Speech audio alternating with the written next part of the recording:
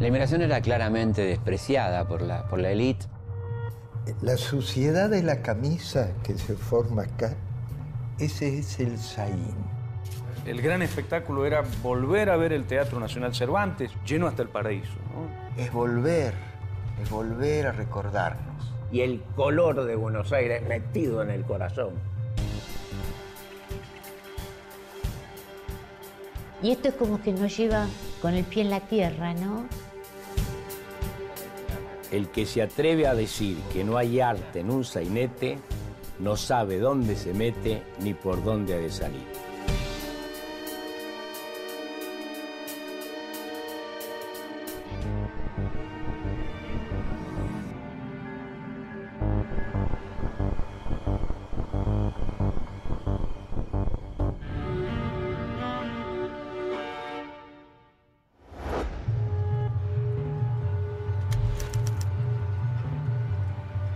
El barco se alejaba. Aún veía a mi madre agitando fuerte su brazo, tratando de aguantar las lágrimas, pero no pudo. Y yo tampoco. Después de 40 días surcando la inmensidad del océano, llegamos a destino. Aún persistía el dolor de haber dejado nuestra tierra. Pero Argentina estaba ante nosotros, y nosotros ante ella.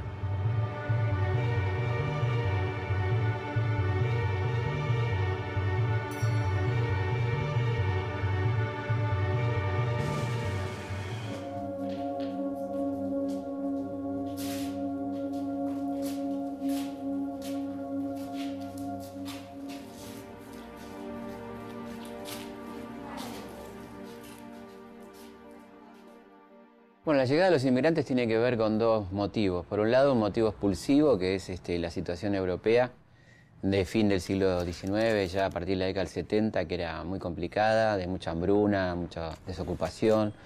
Y por otro lado, una política atractiva de parte de Argentina a partir del año 75, 1875, con la ley de inmigración, que daba una cantidad de ventajas, por lo menos teóricas, a los inmigrantes, ¿no?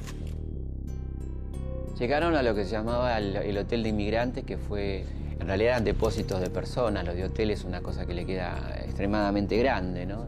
Por otra parte, el Estado les garantizaba en ese hotel, ese llamado Hotel de Inmigrantes, una semana de estadía, ¿no? Después de eso tenían que arreglárselas como podían y en general terminaban en los conventillos, que era la única oferta accesible, que no eran baratos, pero la única posibilidad de vivienda que tenía esta gente, ¿no?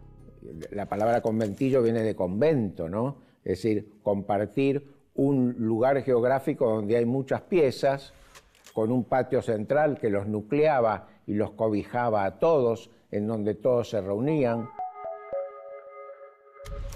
Además de algunas pocas valijas, habíamos traído nuestra historia, nuestras tradiciones, nuestra forma de pensar, raíces que al plantarse juntas en esta tierra florecerían en nuevos retoños.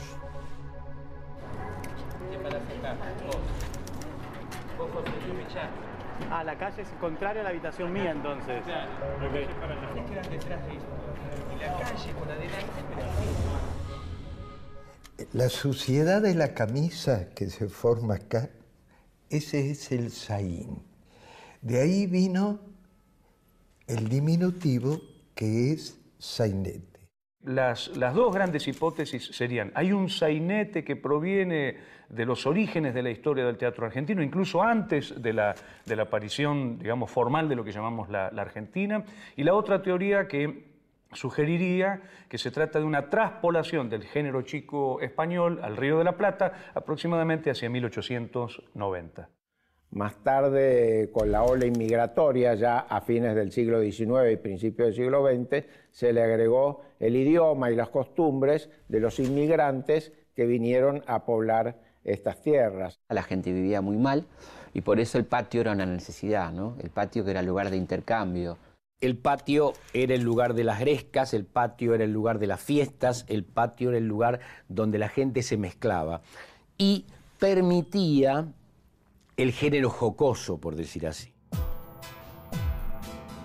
El vapor de aquellos inmensos barcos que trasladaron nuestros destinos se fue volcando en las plumas de jóvenes autores y al indagar en nuestras vivencias le empezaron a dar forma a un nuevo género.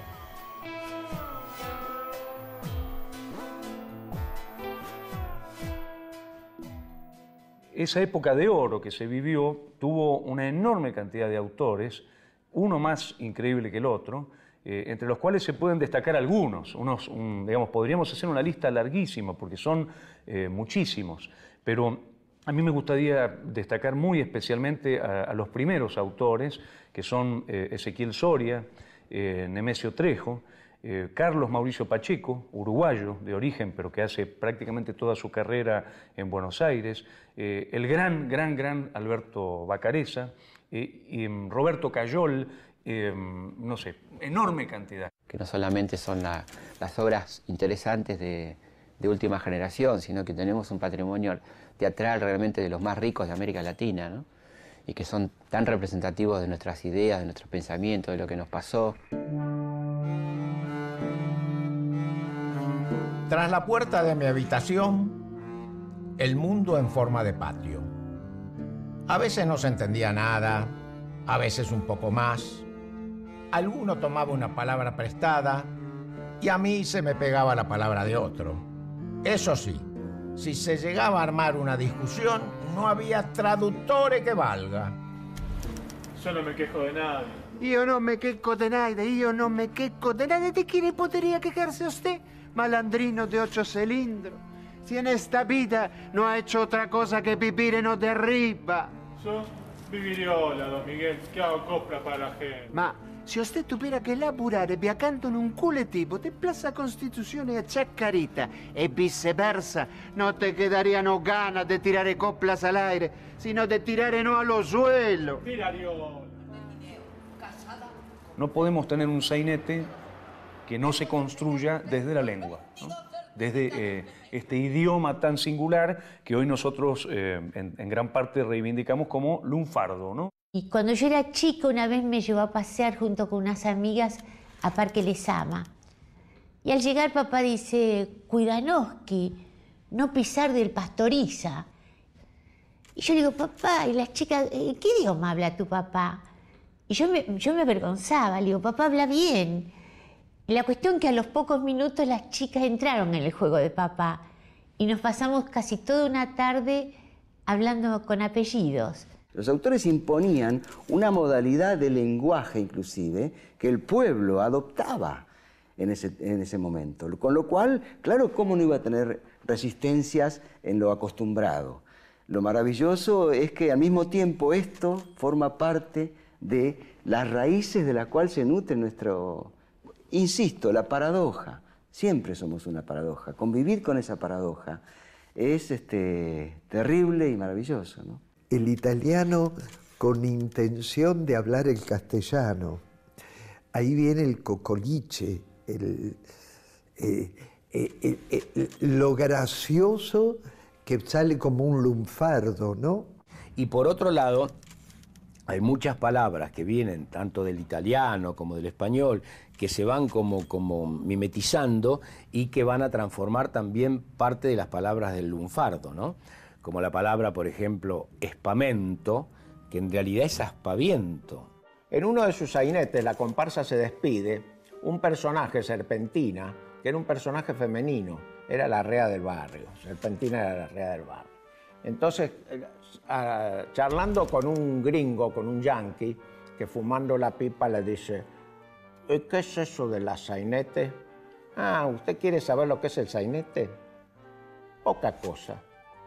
Un patio de conventillo, un italiano encargado, un yoyega retobao, una percanta, un vivillo, 2 malevos de a cuchillo, un chamullo, una pasión, choque, celos, discusión, desafío, puñaladas, pamento, disparada, auxilio, cana, telón. Entonces el yanqui le dice, ¿y eso, nada más que eso, la sainete? No se apure, don Mister, que le voy a echar el resto, pues además de todo esto tan sencillo al parecer, debe el sainete tener rellenando su armazón la humanidad, la emoción, la alegría, los donaires y el color de Buenos Aires metido en el corazón. Esa es la definición de sainete de mi abuelo.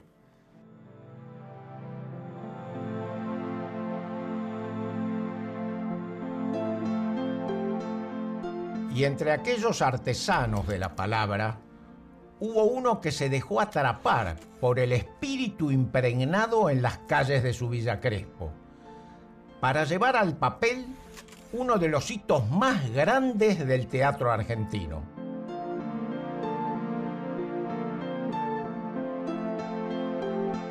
Lo único que queda de esa época es el conventillo de la Paloma. Y en las 110 piezas vivían más o menos 4 personas por pieza. Que la mayoría de ellos eran hombres solos porque venían a buscar trabajo y venían primeramente solos. Y entonces el gerente se fue al bajo, que ahí estaban los cabarets y todas esas cosas. Fueron y trajeron una mujer. Una mujer muy pícara, no sería, digamos, el eterno femenino, digamos, con su ingenuidad y su pureza, sino una paloma con rasgos muy especiales.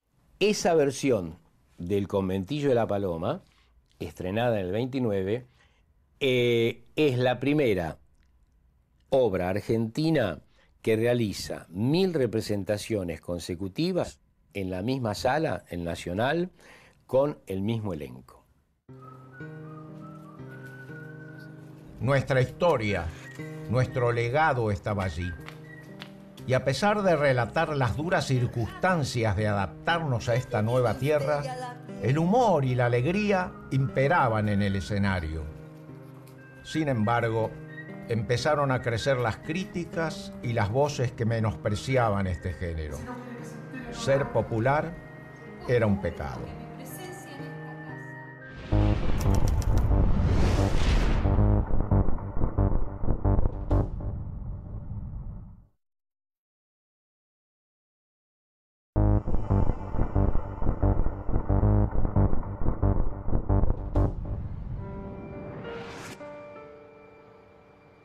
A través del sainete criollo, el teatro se había convertido en el espejo de muchas personas. La mayoría habíamos llegado desde lejos, con la valija casi vacía, pero colmada de ilusiones. Éramos tan diferentes, éramos tan parecidos. La situación no era la mejor. La humildad y el trabajo duro estaban a la orden del día, y para muchos estas historias no eran dignas de ser mostradas.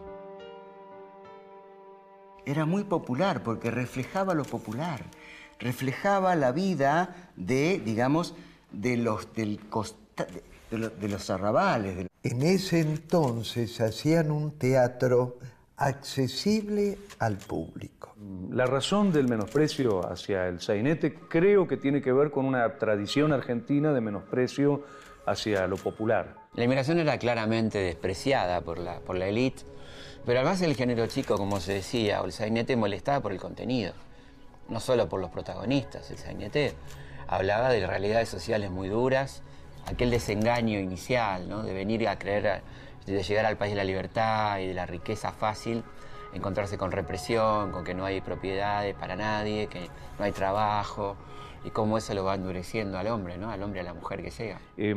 Por otra parte, el sainete es un género cómico, y en la Argentina durante muchas décadas ha habido un gran rechazo hacia la comicidad.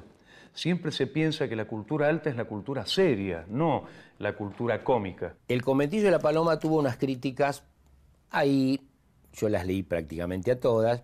Decía, bueno, otra vez Vacarezza con uno de sus sainetes y pipí, salvo una crítica que sería de un amigo de Vacarezza. Las demás eran todas así como de tibia para abajo.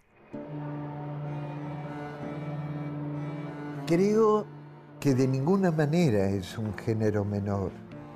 Leyéndolo, indudablemente que uno compara con la estructura de otro tipo de obras y de autores más cercanos a nosotros, hay una debilidad de la construcción de la obra. Creo que no es menor. Es menor si no se hace bien.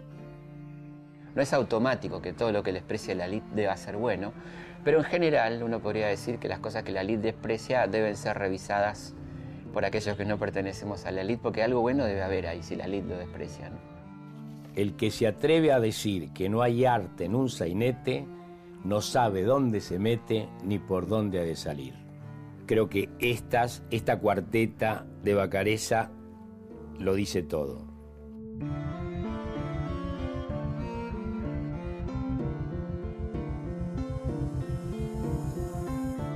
Los saineteros, hay muchos fuertes y sólidos, como un Alberto Vacarezza, pero hay otros que también, con tal de armar un sainetito, esbozaban 3 o 4 líneas y le dejaban al capo cómico que hiciera de las suyas. Eso, de alguna manera, empezó como a denigrar el género. Y a la tarde papá repasaba la obra, volvía a marcar todos los actores y justamente ese detalle lo cuidaba muchísimo, porque da para qué salir de los límites. Y decía, mucha morcilla arruina el puchero, porque todos querían agregar algo. Yo creo que ya a partir de la década del 30 comienza a advertirse que el sainete empieza a retirarse de los escenarios. En gran parte tiene que ver con lo que llamaríamos la automatización del género, ¿no? Llega un momento en que empieza a repetirse el género y ya no respondiendo a los intereses más fuertes de la teatralidad, sino a la repetición de una fórmula. ¿Por qué, Alá? ¿Por qué? ¿Por qué? ¿Por qué? Soy una buena madre. El sainete incluía también la dramaticidad, digamos, una zona seria relacionada con la percepción de las zonas más dramáticas de la realidad e incluso con la idea del llanto, con la idea de la tristeza, con la idea del dolor. El sainete es el encuentro, la fiesta, pero si te metes en la habitación ya aparecen muchos otros temas que tienen que ver entonces con lo que sería el grotesco criollo. Ahí está la hacinación, el desarraigo, la desesperanza, los sueños no cumplidos. El grotesco va a ser una fusión de lo cómico y de lo trágico. Por eso podemos considerar al grotesco criollo una de las grandes invenciones de la cultura rioplatense. Los años pasaron y sin embargo, aquellas vivencias que nos marcaron, cuando mirábamos aterrados el horizonte en alta mar sin saber lo que nos depararía la vida, seguían latiendo en nuestro interior, esperando encontrarse con nuevas generaciones. El caballero, que parece solamente una señora prudente, se la molesta. Las dos puestas que más nos han gustado es la del fines del 70, del 80, la de Rodolfo Graciano en el Cervantes también, y ahora la de Santiago Doria, que es brillante. A mí me costó mucho, tal vez me costó mucho más que Edipo Rey, de Sófocles, porque con Edipo tenía antecedentes literarios, con el sainete no, tenía que buscarlo en la calle, en los inmigrantes que nos quedaban. Era una verdadera fiesta que llegamos a representar 365 representaciones, que no podíamos estrenar otra cosa en el Cervantes porque no se agotaba el público.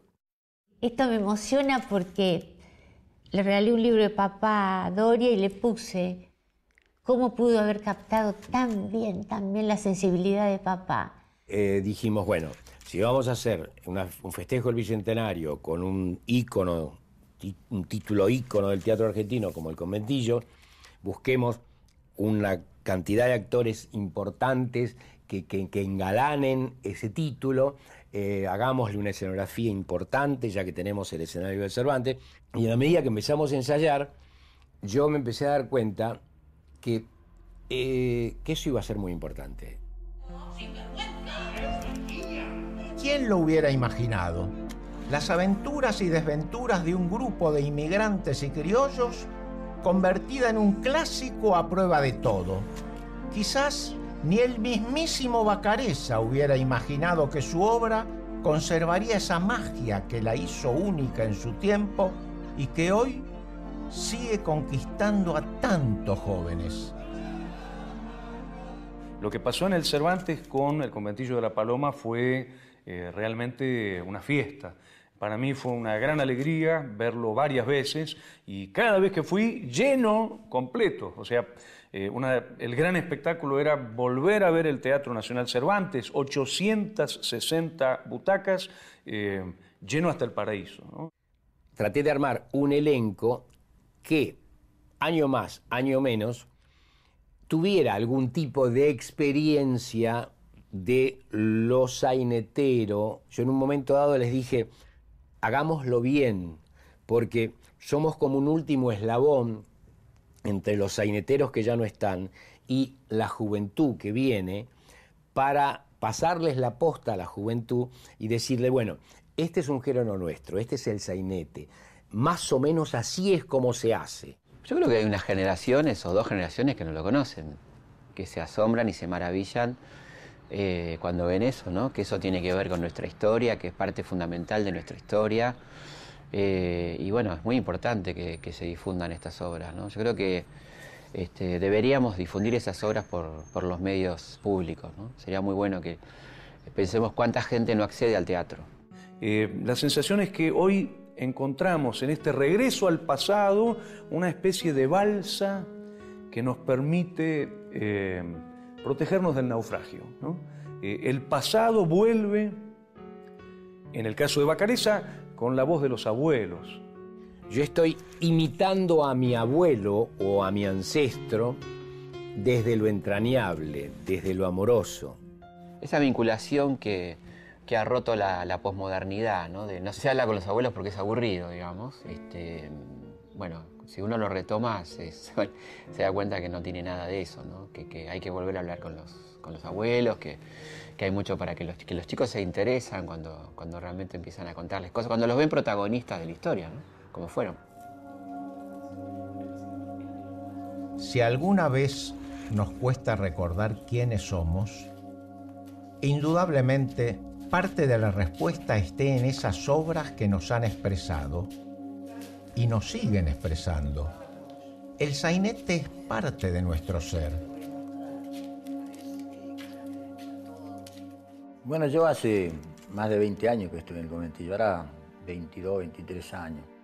De la mayoría somos sangre inmigrante, entonces me interesa mucho cuidar nuestro principio para que la gente vea cómo arrancó Buenos Aires, cómo arrancó el barrio Villa Crespo y la Argentina, te diría, porque la Argentina arrancó más o menos así todo. Entonces, por eso cuido y protejo el lugar, porque sería una pena que eso desaparezca. Bueno, pienso que el público iba y se miraba, era como un espejo, ¿no? Un retrato.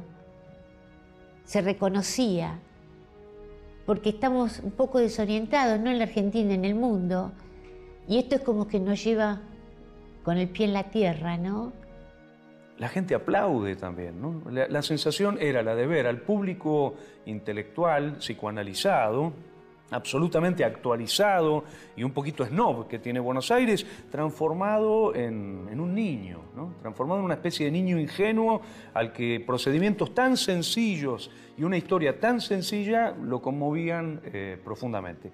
Hoy es un momento en que yo creo que, y lo digo también por mí, recuperar la inocencia, sabernos inocentes.